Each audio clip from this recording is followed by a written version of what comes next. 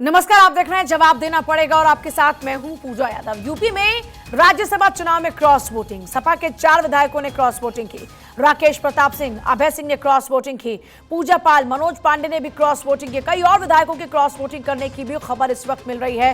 वहीं हिमाचल प्रदेश की बात करें तो वहां पर भी जमकर क्रॉस वोटिंग हुई है। देखिए, उत्तर प्रदेश में खास तौर पर सबकी निगाहें टिकी हुई हैं। सबसे बड़ी बात यह है कि 2024 के आम चुनाव से पहले राज्यसभा के चुनाव ने इन पार्टियों में जो टूट की खबरों को जोड़ दिया है, उससे यह समझ में आ रहा है कि 2024 के चुनाव में इन पार्टियों के लिए, खास तौर पर समाजवादी पार्टी की बात करें, कांग्रेस की बात करें, इनके लिए आने वाले दिनों में मुश्किलें होंगी। उत्तर प्रदेश में राज्यसभा चुनाव में क्रॉस वोटिंग, सपा के 4 विधायकों ने क्रॉस वोटिंग की है, जिनमें नाम है राकेश प्रताप सिंह का, अभय सिंह का, पूजा पाल और मनोज पांडे ने भी क्रॉस वोटिंग की है। तो यह बड़ी खबर है इस वक्त की कई और विधायकों के क्रॉस वोटिंग करने की भी खबर इस वक्त है। राकेश प्रताप सिंह, अभय सिंह, पूजा पाल, मनोज पांडे, 4 ने, देखिए सचेतक थे मनोज पांडे तो, और उसके बाद पहले सचेतक हटे और उसके बाद में फिर बीजेपी के नेताओं के साथ उनकी मुलाकात, फिर बीजेपी के साथ में जाकर खड़ा हो जाना जाहिर तौर पर समाजवादी पार्टी के लिए एक बड़ा झटका जरूर है। क्योंकि सोचिए, मनोज पांडे को कितनी प्रेफरेंस समाजवादी पार्टी में मिलती रही, और पिछले दफा भी आपको याद होगा कि मनोज पांडे की नाराजगी इतनी ज्यादा मैटर अखिलेश के लिए करती रही कि उनकी मांगों को, उनकी बातों को माना गया और उनको पूरा सम्मान दिया गया। लेकिन इस बार मनोज पांडे सबसे पहले कूद कर चले गए दूसरे पाले में। और ये सिर्फ उत्तर प्रदेश तक सीमित नहीं, बल्कि उत्तर प्रदेश के अलावा हिमाचल प्रदेश के अंदर भी क्रॉस वोटिंग हुई और 8 से 10 विधायकों के क्रॉस वोटिंग की खबर है। प्रदेश में 1 सीट के लिए मतदान हुआ। कांग्रेस से अभिषेक मनु सिंह भी उम्मीदवार है। बीजेपी ने हर्ष महाजन को अपना प्रत्याशी बनाया। तो ये बड़ी जानकारी है। देखिए, राज्यसभा में इस वक्त आप खास तौर पर देख रहे हैं 41 पहले निर्विरोध चुने जा चुके हैं। इस बीच हिमाचल प्रदेश में 1, इधर उत्तर प्रदेश में जिस तरीके से 8 प्रत्याशी उतारकर बीजेपी ने यहां के मुकाबले को दिलचस्प कर दिया और उसके बाद में तभी से यह नजर आ रहा था कि क्रॉस वोटिंग के आसार हैं। और अब देखिए, हिमाचल प्रदेश में भी क्रॉस वोटिंग हो गई। हिमाचल में तो खासतौर पर देखिए, जरा सोचिए, कांग्रेस की सरकार, हिमाचल प्रदेश में कुल कितनी सीटें, 68 विधानसभा सीटें हिमाचल प्रदेश के अंदर। यहाँ के गणित को जरा समझिए। कांग्रेस के पास रहे कुल 40 विधायक, जिनमें से माना जा रहा है कि 8 से 10 जो है विधायक, उन्होंने क्रॉस वोटिंग की है। बहुमत का जो जादुई आंकड़ा है वो है 35 और 3 निर्दलीय विधायकों का समर्थन भी कांग्रेस को है। तो ऐसे में जरा समझिए, बीजेपी के पास 25 विधायक, अब 25 विधायक हैं और अगर मान लीजिए 8 से 10 क्रॉस वोटिंग हो गई तो आंकड़ा बीजेपी के पाले में चला गया। आंकड़ों के लिहाज से सरकार को भी खतरा, 8 से 10 विधायकों की क्रॉस वोटिंग से डर बढ़ा है। अगर ये 8 से 10 विधायक इधर आ गए उठकर, 40 प्लस 3 निर्दलीय विधायक, यानी कांग्रेस के खाते में 43 विधायक, ऐसे में जरा सोचिए, बीजेपी के पास 25 विधायक और उसमें क्रॉस वोटिंग होती है तो फिर यहां पर हो गया मुकाबला बेहद दिलचस्प। जरा सोचिए, कांग्रेस के सीनियर लीडर हैं अभिषेक मनु सिंह भी, उनको वहां से चुनावी मैदान में उतारा गया। अब उनका जाना क्या तय हो पाएगा, क्या ये पॉसिबल हो पाएगा, इस पर एक सवाल बना हुआ है। जैसे नतीजे आएंगे तस्वीर बिल्कुल साफ होगी। लेकिन हाँ, क्रॉस वोटिंग की खबरें लगातार मिल रही हैं। और मैं देखिए, उत्तर प्रदेश की बात करें, राज्यसभा चुनाव में अखिलेश को लगा झटका। सपा के कई नए विधायक जो हैं वो चुनाव में बदल गए पाला। प्रदेश में 10 सीटों के लिए मतदान हो रहे हैं और एसपी के 2, बीजेपी के 7 उम्मीदवारों की जीत तय। 10वीं सीट पर जीत के लिए क्रॉस वोटिंग की खबर है। तो देखिए, 2 सीट पर बिल्कुल क्लियर मैंडेट है समाजवादी पार्टी के पास में। तीसरी सीट में सिर्फ 2 पहले वोट की आवश्यकता थी समाजवादी पार्टी को, और उसमें यह माना जा रहा था कि चलिए किसी तरीके से बना लिया जाएगा। लेकिन अभी की अगर बात करते हैं तो बीजेपी ने अपना जो 8वां उम्मीदवार उतारा, उस 8वें उम्मीदवार की एंट्री ने पूरी सिचुएशन को बहुत ही दिलचस्प बना दिया। और उसके बाद अब क्रॉस वोटिंग की अगर देखिए बात करें तो राकेश प्रताप सिंह ने, अभय सिंह, पूजा पाल, मनोज पांडे, ये 4 विधायक समाजवादी पार्टी के जिन्होंने सीधे तौर पर क्रॉस वोटिंग की है। और ये उत्तर प्रदेश के डिप्टी सीएम के साथ में, ब्रजेश पाठक के साथ में, वहां बालकनी की वो तस्वीर भी आपने देखी होंगी, चारों ब्रजेश पाठक के साथ में नजर भी आए। सबसे बड़ा एक सवाल ये भी बना हुआ है कि एक तरफ पीडीए की बात अखिलेश यादव कर रहे हैं, तो फिर ये जो चाहे राकेश प्रताप सिंह की बात करें, मनोज पांडे की बात करें, ये जो सवर्ण वाले लोग हैं, आखिर ये इनकी नाराजगी क्यों है ज्यादा, ये नाराजगी क्यों बढ़ती जा रही है। वहीं देखिए, कर्नाटक की बात करें, क्योंकि 3 राज्यों में आज राज्यसभा का चुनाव, जिसके लिए वोटिंग शुरू हुई सुबह 9 बजे से, और कर्नाटक में 4 राज्यसभा सीटों के लिए मतदान। कांग्रेस के 3, बीजेपी और जेडीएस से 1-1 उम्मीदवार। कांग्रेस के अजय माकन, सैयद नसीर, जीसी चंद्रशेखर, नारायण बंदगे बीजेपी और कुपेंद्र रेड्डी जेडीएस उम्मीदवार। हर उम्मीदवार को जीत के लिए चाहिए 45 वोट। तो कर्नाटक का गणित अगर जरा समझे तो 4 राज्यसभा सीटों के लिए वोटिंग हो रही है। 5 उम्मीदवार मैदान में उतारने की वजह से वोटिंग, कांग्रेस के 3, बीजेपी और जेडीएस से 1-1 उम्मीदवार। हर उम्मीदवार को जीत के लिए चाहिए 45 वोट। और कांग्रेस के पास कुल 134 विधायक, 2 निर्दलीय विधायकों का समर्थन। सर्वोदय कर्नाटक पक्ष के दर्शन पुतनैया का भी समर्थन है। बीजेपी जेडीएस, बीजेपी के पास 66 विधायकों की वोट है और जेडीएस के पास 19 विधायकों का वोट। बीजेपी के पास 11 विधायक अतिरिक्त जेडीएस को बीजेपी के 11 और 15 क्रॉस वोट की जरूरत। तो हर उम्मीदवार को जीत के लिए चाहिए कितना? 45 वोट। ये जरा कर्नाटक का गणित भी समझ लीजिए। 11 और 15 क्रॉस वोट की आवश्यकता होगी बीजेपी को अपने उम्मीदवार को जिताने के लिए। लेकिन कांग्रेस की अगर बात करें तो कांग्रेस के पास में कुल 134 विधायक हैं और इसके अलावा 2 निर्दलीयों का समर्थन भी कांग्रेस के पास है। सर्वोदय कर्नाटक पक्ष के दर्शन पुतनैया का समर्थन भी है कांग्रेस के पास में ही। और बीजेपी के पास में 66 अपने विधायक, 66 जो विधायक अपने, और उसके बाद जेडीएस के 19 विधायकों का वोट। अब ऐसे में जैसा जिक्र अभी किया, गणित के अगर हिसाब से देखा जाए तो लगभग 11 विधायक बीजेपी के पास और अतिरिक्त है और जेडीएस और को बीजेपी के 11 और 15 क्रॉस वोट की जरूरत है अपने उम्मीदवार को जिताने के लिए। तो ये गणित हुआ कर्नाटक का। 3 राज्यों में लड़ाई बेहद दिलचस्प नजर आ रही है और लोकसभा चुनाव से पहले साल का ये चुनाव है पहला। राज्यसभा के चुनाव के तौर पर यह चुनाव सामने आया। राज्यसभा के लिए 56 सीटों के लिए चुनाव। अलग अलग पार्टियों ने अलग अलग राज्यों में अपनी राजनीतिक रणनीति और मोर्चाबंदी के जरिए 41 सीटें तो जीती, लेकिन 3 राज्यों में मामला वोटिंग तक जा पहुंचा। यूपी की 10, कर्नाटक की 4, हिमाचल की 1 सीट पर राज्यसभा के लिए वोटिंग हुई। प्रतिकूल आंकड़ों के बावजूद भी अपने अतिरिक्त उम्मीदवार उतारकर बीजेपी ने अपने राजनीतिक जौहर के जरिए राज्यसभा चुनाव को बेहद रोमांचक बना दिया। जाहिर है मामला वोटिंग तक पहुंचा तो नजर क्रॉस वोटिंग पर थी। हिमाचल से लेकर यूपी तक में जमकर क्रॉस वोटिंग हुई, यहां तक कि कर्नाटक भी इससे छूता नहीं रहा। इस चुनाव में बीजेपी ने जहां अपनी जबरदस्त रणनीतिक कौशल का खेल दिखाया, वहीं हिमाचल में तो बड़ा खेला होने के आसार पैदा हो गए। खबर यहां तक आने लगी कि क्रॉस वोटिंग का आंकड़ा सरकार की सेहत पर असर डालने के लिए काफी है, पर्याप्त है। बहरहाल ये राज्यसभा का चुनाव है, अब इन आंकड़ों के दम पर बीजेपी यहां ये खेल खेलना चाहेगी या नहीं ये तो बाद में पता चलेगा। लेकिन सुक्खू सरकार की अगर बात करते हैं हिमाचल सरकार की, तो ये क्रॉस वोटिंग चिंता की वजह जरूर बन चुका है।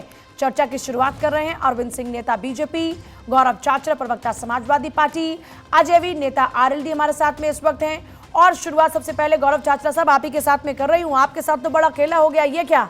जिनको आपने पलकों पर बिठाया वही आपका साथ छोड़ चल पड़े?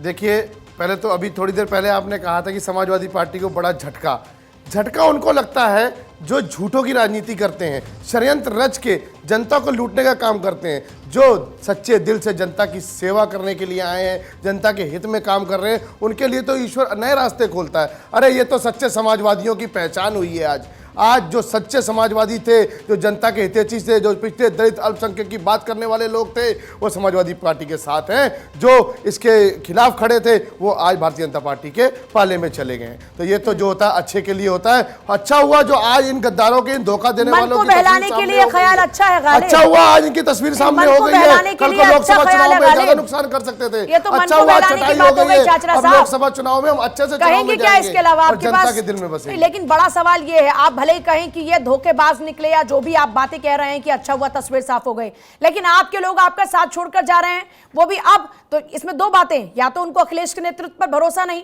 या फिर उनको क्लियर हो चुका है कि उनका राजनीतिक भविष्य है आप लोगों के साथ में सुनहरा नहीं। 2 ही बातें मेनली हो सकती है ना किसी भी पॉलिटिकल लीडर के लिए। इसमें तीसरी बात है, इसमें भारतीय जनता पार्टी जो दबाव बना रही है, भारतीय जनता पार्टी जो लालच दे रही है। कैसा दबाव? कैसा वो तो ये लोग जाने इनको कौन सा लालच दिया है। किसी के मुकदमे, किसी को जेल जाने का खतरा है। आपके पास, आप एक तरफ कहते हैं कि आप अकेले काफी हैं, फिर इनके लोगों की आवश्यकता क्यों पड़ने लगती है आपको? दूसरे लोगों को अपने साथ ला कर आप इनकी पार्टी को कमजोर करने की कोशिशें क्यों कर रहे हैं? देखिए पूजा जी, चाहे समाजवादी पार्टी हो या कांग्रेस हो, इनके परिवारवादी और भ्रष्टाचारी नीतियों के नाते न केवल जनता पहले से ठुकरा चुकी है, बल्कि अब इनके दल के नेताओं को भी लग रहा है कि ये दोनों पार्टियां डूबती हुई जहाज है। और पूजा जी आप ही बताइए, डूबते हुए जहाज की कौन सवारी करना चाहेगा? इसलिए इनके नेता भी छोड़ के जा रहे हैं। जनता तो पहले ही इनको छोड़ चुकी है। और दूसरी बात, जो व्यक्ति केवल अपने परिवार के लोगों को बढ़ावा दे, उसको समाजवादी कहने से बचना चाहिए। लेकिन मनोज पांडे को तो अपना परिवार माना था अखिलेश यादव ने, हमेशा से मनोज पांडे को इतनी प्राथमिकता दी। कॉल डिटेल निकलवा लीजिए, कॉल डिटेल निकलवा लीजिए, किसने कॉल की है? हर एक विधायक को कॉल गई है मुख्यमंत्री जी के कार्यालय से, अब इनको पीएमओ तो से कॉल गई है। काम डराने नहीं धमकाने की करना है, राजनीति जनता आप लोग कर रहे हैं। नहीं और करना है, समाजवादी पार्टी के लोग नहीं गए थे आपके पास, अखिलेश आप यादव लोगों ने की फोन बहुत करके पसंद डराने धमकाने का यही- काम यही किया। हालत होती ये है। झूठ की राजनीति यही बंद दशा करिए। होती है। ये वाला चुनाव तो आप अब जीत सकते हैं बौखलाने विधायकों से का मत कुछ लेके, होने वाला नहीं जनता है। का मत कैसे यदि लेंगे जनता आप? जनता आपको सत्ता से बाहर करने के लिए त्रस्त बैठी है, आपके खिलाफ वोटिंग करने के लिए जनता तैयार बैठी है। आप चुनाव में तो जाइए, गांव गली मोहल्ले में तो जाइए, ब्लॉक में तो जाइए, बूथों में तो जाइए, जनता आपको बाहर करने के लिए अजय वीर जी एक सेकंड, अजय वीर जी सवाल ये, मैं आ रही हूँ सर, अरविंद जी मैं आती हूँ आपके पास। अजय वीर जी क्या वजह है कि अखिलेश यादव से लोगों का ये भरोसा उठ रहा है? क्या ये कहा जाए जयंत चौधरी जो हाथों में हाथ डाले दोस्ती निभाने की कस्में वादे खाया करते थे, आज उनको बीजेपी रास आ रही है। अखिलेश यादव की वो सिपहसालार जो उनके साथ में रहा करते थे, जो जिनके साथ उनके पारिवारिक रिश्ते थे, आज वो पार्टी छोड़ छोड़कर बीजेपी के साथ खड़े हो रहे हैं। ऐसी क्या वजह है? कहां कमी छोड़ दी अखिलेश यादव ने कि उन पर भरोसा करने की बजाय बीजेपी पर ज्यादा एतबार हो गया? पूजा जी देखिए, जिस दिन से राज्यसभा चुनाव की घोषणा हुई थी, हमारे सारे विधायक एकजुट थे, हमारे राष्ट्रीय नेतृत्व के साथ थे और उन्होंने ये कह दिया था कि जहां भी जयंत चौधरी जी आदेश करेंगे हम अपनी वोट डालने का वहां काम करेंगे। आज मैं बधाई देना चाहता हूं अपने राष्ट्रीय नेतृत्व को और अपने सारे विधायकों को कि उन्होंने अपनी एकजुटता दिखाते हुए सारी वोट एनडीए के उम्मीदवार को देने का काम किया है। राष्ट्रीय नेतृत्व ने जो उन्हें निर्देश किए थे उनको पूरा करने का काम हमारे सारे विधायकों ने किया। लेकिन ये जहां पीडीए तक वाले समाजवादी फॉर्मूले पर पार्टी भरोसा की बात क्यों नहीं है रहा? कि समाजवादी अजय पार्टी वीर में साहब, टूट अब क्यों क्या हो रही हुआ है? ये तो तस्वीर साफ है, लेकिन ये क्यों हुआ मैं वो जानना चाह रही हूँ। क्या हो रहा है, क्या हुआ, ये तो सब जान ही रहे हैं। जो नहीं जान रहे वो ये कि क्यों हुआ। तो क्यों हुआ ये दोस्ती में ये तकरार, रार और बीजेपी पर इतना एतबार, ये क्यों? पूजा जी देखिए, जब आप और हमने तो इतनी डिबेट की है तो सच्चे मन से की जाती है। 2019 से लेकर हम तो खूब चर्चाएं करते रहे यूपी पर, तब आप तो कस्में खाया करते थे मजबूती से लड़ेंगे किया साथ। जाता है तो साजिशें नहीं की जाती गठबंधन में। निष्ठा, जिस पार्टी की निष्ठा जिसके साथ होगी वो उसके साथ वोट करेगा।